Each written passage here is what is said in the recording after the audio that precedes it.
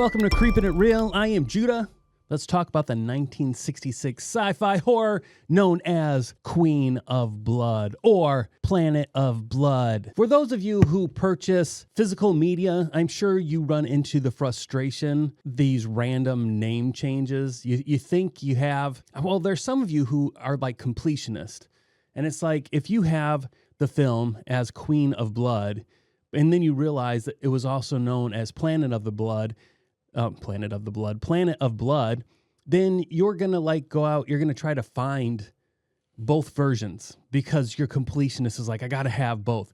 But for me, as somebody who just wanted to watch the movies when I was younger, and I loved these old sci-fi movies, it was very frustrating for me because I wanted to see the stuff. So if I saw Queen of Blood and I watched it and I was so excited. And then later on, I'm like, oh, cool. Look, here's another old sci-fi movie that I've never seen. It's called Planet of Blood. I'm going to watch that. And then you come to find out it's the same movie. It's very disappointing. So there's a lot of frustration in that. And for me personally, and I can't stand it. Whenever I'm doing research and I find out that some of these movies have been released under 3 freaking names, I'm like, come on, people, let's get this shit together. Let me read to you what Queen of Blood is about, because this for me is probably the best part of the movie. Like I said, this was 1966. So in the year 1990, this is why I love it, because you get to see what people in the 60s thought 30 years from then was going to look like. And we have lived through the 90s, and they were oh so wrong. Space travel is well established since humans first landed on the moon 20 years earlier. At the International Institute of Space Technology, communication expert and astronaut Laura James monitors strange signals being received from outer space. Laura's superior, Dr. Faraday, translates the signals and discovers that it is from an alien race who are sending an ambassador to Earth. Soon after, however, Laura receives a video log showing that the alien spaceship has crash landed on Mars. They decide they need to do a rescue mission and send it to Mars to help these visitors. It's our duty as Earthlings under the banner of the United States to go out there and rescue these aliens. So we go out there. There's a moon base, by the way, which that's what makes me laugh.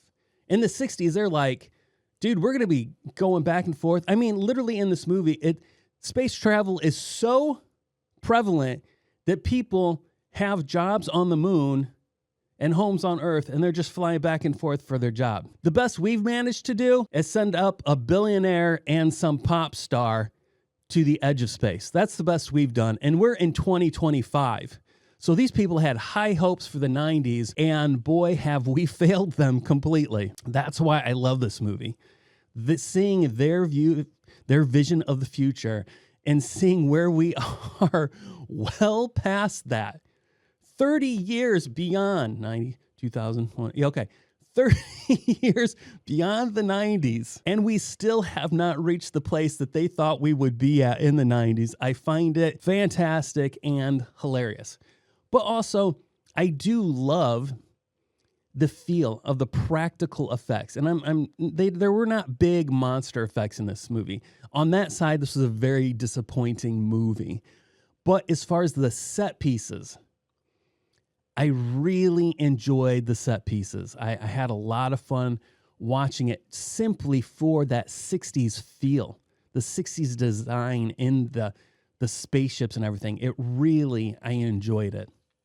But if you read information about this movie, they did use a lot of stock photography and apparently heavily from 2 large budget Russian films did they use stock photography from. One person even points out that even though these are supposed to be U.S. spaceships, on the side of one of them, you can clearly see that it says USSR. How could we as Americans stoop so low to using stock photography from the Russians, especially in the 60s? What were we thinking? Let's watch this trailer together. Let's nitpick together. Let's have fun with this.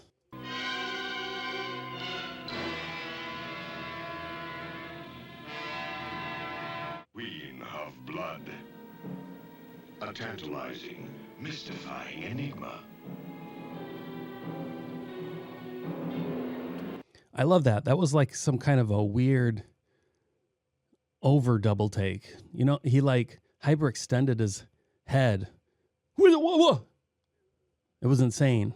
This is Dennis Hopper. I've never been a huge fan of Dennis Hopper, like at all. I don't know why. It seems like all the characters he portrays are just like grody, scuzzy, evil, like Texas tycoon type people. That's where my brain goes, but I don't know. So he was a decent dude in this movie, so I have no reason to complain. And he does die quite quickly. I would like to mention that, let me take a moment here and read you this information about the actress that is playing the alien, who we will refer to as Queen of Blood. It says here the Czech actress Florence Merlin was a personal friend of director Curtis Harrington. He later said that he had to fight with Roger Corman in order to hire her because she was an older woman. Harrington would say, I'm sure he had some bimbo in mind, you know, and that cracks me up. Oh my gosh, that is so funny. Anyway, so I fought for Marley. What did I call her earlier? Call her Marilyn? No, it's definitely Marley. For Florence Marley. Anyway, so I fought for Marley because I felt she had the required exotic quality that would work in the role. Harrington also said Dennis Hopper was like a part of my little team by then, so he agreed to also appear. I also read that throughout the whole filming of this, Dennis Hopper was suppressing smiles and giggles because he felt this was such a goofy movie.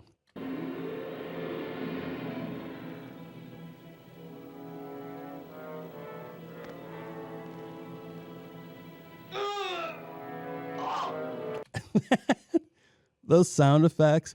Speaking of sound effects, there are some really fantastic, it's supposed to be the sound effect of solar flares hitting their spaceship, but it's just this very fantastic stock sound effect that have been used for like laser beams.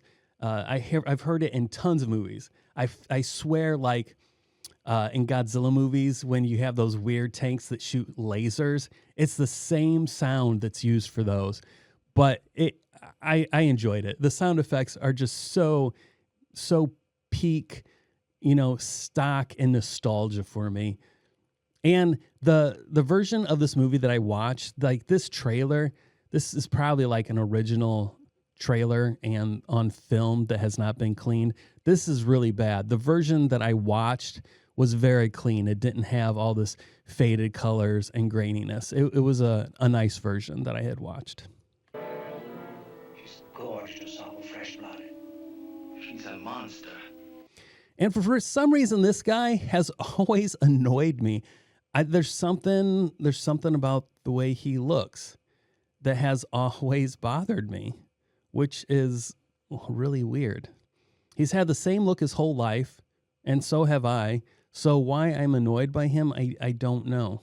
But there we go. We have a good supply of blood plasma with us. We'll use that to feed her. And if we run out of plasma, Commander? Oh, just look at this shot here. I love, let me get rid of my face here for a second. I just love these practical effects. It's just so amazing. But let me stop for a second and let me talk about two things that have occurred.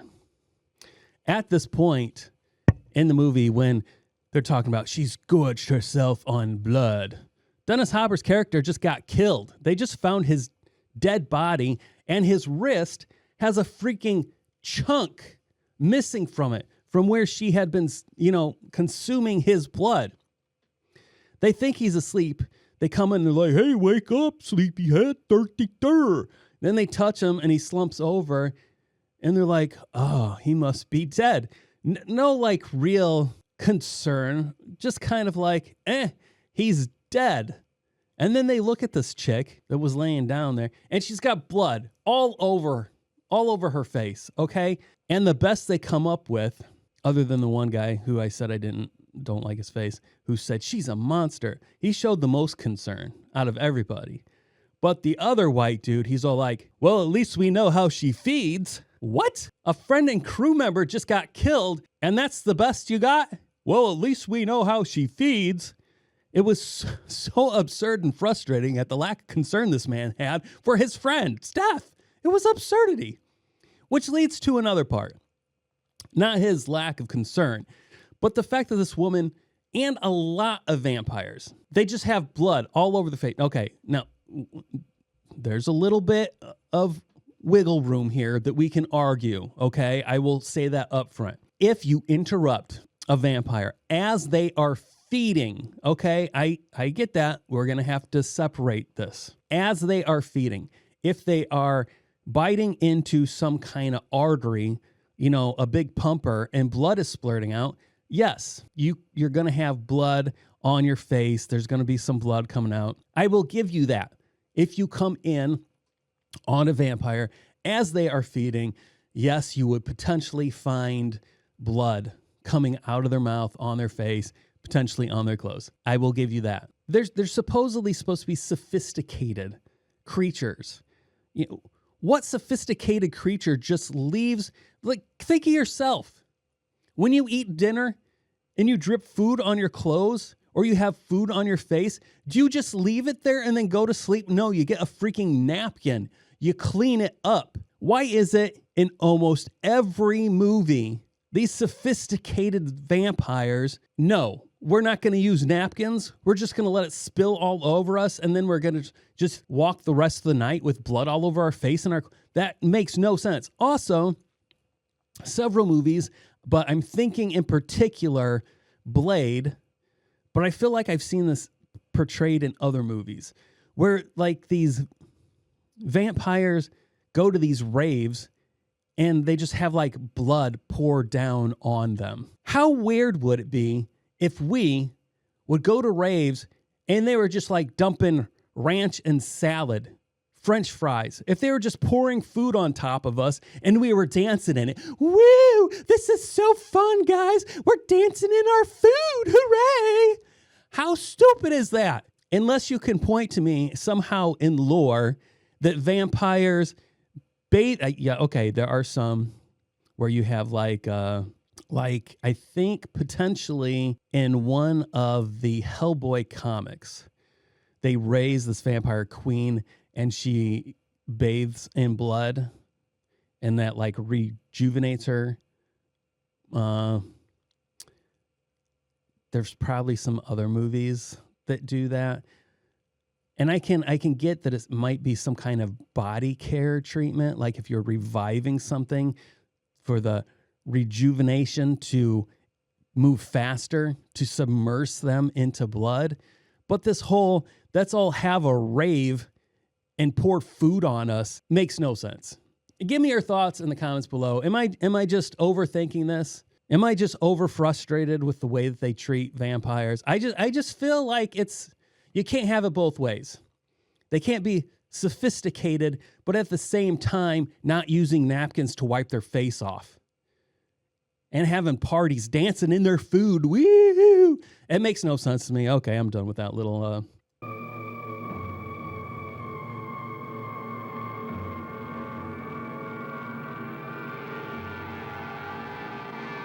Horror!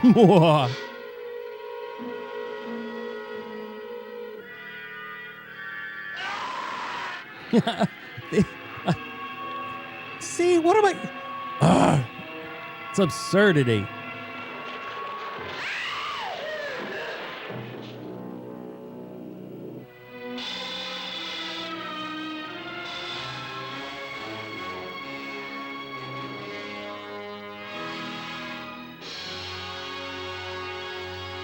I don't really have a lot to say about this movie. Like I mentioned, it was very fun to me to see what the 60s thought the 90s were going to look like and how so wrong they were. But I also love the aesthetics of the movie, even though it was not super exciting. And I think this movie is only an hour and 20 minutes, 25 minutes long, and none of the horror aspects actually even occurred until the last 25 minutes of the movie. And they showed you the extent of it. I mean, it was just her coming up and hypnotizing these dudes and then drinking their blood and not wiping her face off. And then just going to sleep. Very lame and boring. Now, according to Wikipedia, this film had a budget of $65,000. But when you read deeper, it does sound like the guy in charge of that says that he really doesn't remember, that potentially it was 50,000. And it says here that it made $17 million. And that seems absurd to me. I mean, that seems so absurd to me. But if that's true, wow, that's a lot of money. 1966, $17 million. That is an insane return for $65,000 or $50,000. That's like insanity. This, I mean, I'm spoilers potentially, who knows? But at some place, this director, patting himself on the back, in my personal opinion, talks about how proud he is that his movie has inspired so many other space movies. And he even felt that Ridley Scott's Alien movie borrows heavily from his movie. And I'm like, bro, what are you talking about? We're delusions of grandeur, anybody? Well, I think the wording was, yeah, Alien is just a bigger, better version of Queen of Blood. No, it's not. Alien is on a whole different planet, whole different level, Queen of Blood. But if you agree with this, let me know. I mean, there are some minor similarities, but lots of movies have minor similarities. Like, there's a hero, there's a villain. Hero beats villain. Oh, now that means that every movie that has a hero and villain and hero beating villain, they obviously were drawing from the first movie or story that had a hero and a villain. Doesn't make sense to me. I just don't see it. I mean, literally, I already mentioned the similarities. They bring something onto their ship, and then they have to deal with the thing that's loose on their ship, killing people. But other than that, I don't see the similarities here. I don't know. I would suggest it for people who just enjoy watching these old horror movies.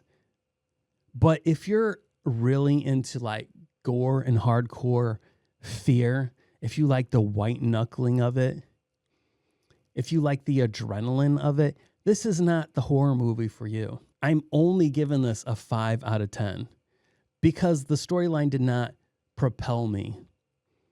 I obviously was not scared by some woman that was painted green. And I've never been a fan of vampires. Vampires don't do it for me. That doesn't mean there aren't some decent vampire movies out there, like Let the Right One In, the original, the foreign film. That movie is fantastic. That movie is so superb in its storytelling. Like literally, as far as just a all-around good, fantastic horror movie, Let the Right One In is up there. Now, that isn't one I'm going to keep watching repeatedly, but it is definitely one of my highest scoring horror movies out there. Let the Right One In. If you've never watched the original, I'm not talking about Let Me In. I'm talking about the original foreign film known as Let the Right One In. Fantastic vampire movies. But overall, I am not a fan of vampire movies. Blade is a little different because that's more of an action film. Since I don't like vampires and he's killing them, I find a bit of enjoyment in that. But overall, vampire movies are not for me. But there is a ton of information out there, behind the scenes stuff that is very fun to read about. Like Basil Rathbone is in this movie. He's my Sherlock Holmes. Basil Rathbone is my Sherlock Holmes. That's what I grew up with, watching those old black and white or colorized Sherlock Holmes movies with Basil Rathbone. So when I see him, all I can think about is Sherlock Holmes. But there's a story in here about how he was paid $1,500 for a day's worth of work. And then the Actors Guild wanted to come after the director because apparently he worked overtime, Basil Rathbone, and he missed lunch. So they're like, not only do you have to pay him overtime, but you also have to pay a fee for not allowing him to eat. But the director somehow pulled up some footage that was caught on camera where Basil had done some, I don't know, I'm going to say shenanigans in a very loose way, not meaning he was fooling around, but somehow it was him demanding or saying, no, let's just keep filming, let's skip lunch and let's just keep filming. So they had it documented that he was the one who said, let's skip lunch. And he was the one who demanded like overtime, doing it, keep going until it got it right, which caused the overtime. Anyway, there's lots of stuff. There's also some like discussion that really Roger Corman had less to do with the movie than his brother Gene Corman. Gene Corman was heavier in this, which I never knew that. I mean, Roger overshadowed. I never knew that his brother Gene did the same thing, but sometimes they collaborated. There's lots of fun stuff in here. Oh, here, let me read this to you. I just found this, saw this.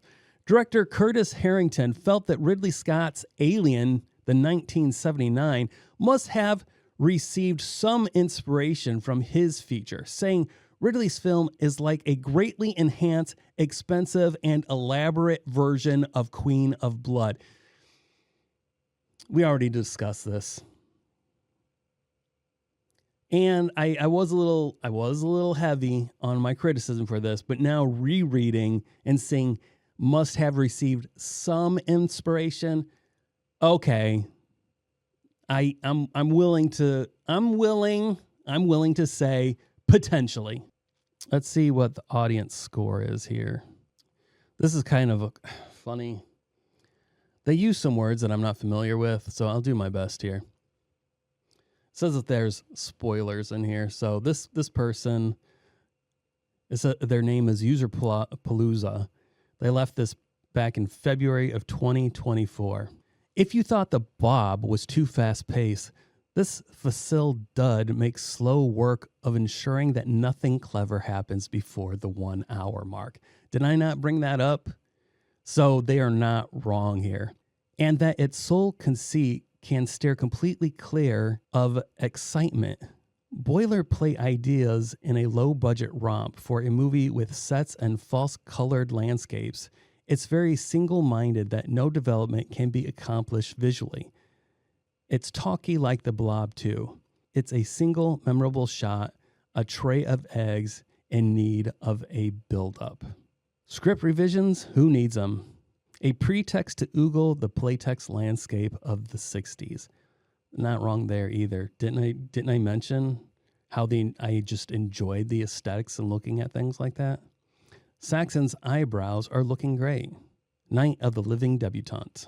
So there you go. That's a 1 out of 10. Let's see if we got any 10 out of 10s. Here's a 10 out of 10 left by Mark Waltz, March 1st, 2024. And you ain't in the land of Oz either. Earth spaceship Dr. Basil Rathbone warns of making sure that alien queen Florence Marley get the best of care, but nothing could harm her. Well, maybe a stake through the heart, but that remains to be seen for vampiric alien queen, and Marley is hideously scary looking and even more sinister acting. I'm not sure what to say about that. The silent performance of Marley is far from cackling Margaret Hamilton in The Wizard of Oz, but they're definitely sisters of Satan, even though astronaut John Saxon and Judy Meredith believe that she's unaware that she's committing any harm. Yeah, that's difficult to say in the way that things are portrayed in the movie. This definitely is one of the most unique horror films ever, with a young Dennis Hopper, her first victim. Yes, he's young and he's in the movie, but I'm not sure I would say this is one of the most unique horror films ever. Other memorable aspects of the film are the beautiful sets. I brought this up, so I can't deny that. Colorful photography and moody editing. Appropriately slow moving and airy. Very slow moving. Even with 60s hairstyle is very bad. For Meredith, as the film is set in the 1990s, this has a futuristic feel to it. Well, obviously, because it's... Never mind. Made right before... What? Made right before 2000... Oh, the movie. Okay. Made right before 2001. It doesn't feel dated, and in many aspects is ahead of its time. Absolutely perfect. So all I can say is I'm glad that Mark Waltz enjoyed this movie this much. I did not. They definitely threw me for a loop when they said made right before 2001, because I'm like, I'm sorry, this was made in 1966. That is not right before 2001. In fact, 2000 comes right before 2001. But obviously he's talking about the movie Space Odyssey. That's where we're at. I give this a 5 out of 10. If you're a fan of old sci-fi movies, you like to see how the 60s thought the 90s were going to be, definitely give this a try. But if you're looking for something that's definitely going to raise your blood pressure, going to put you on the edge of your seat, this is not a movie to be watching. But I appreciate you making it to the end here. If you have any thoughts, any suggestions for me, please leave them in the comments below. I love to interact with you. I am Judah. Thanks for watching Creepin' Real, and I'll see you next time.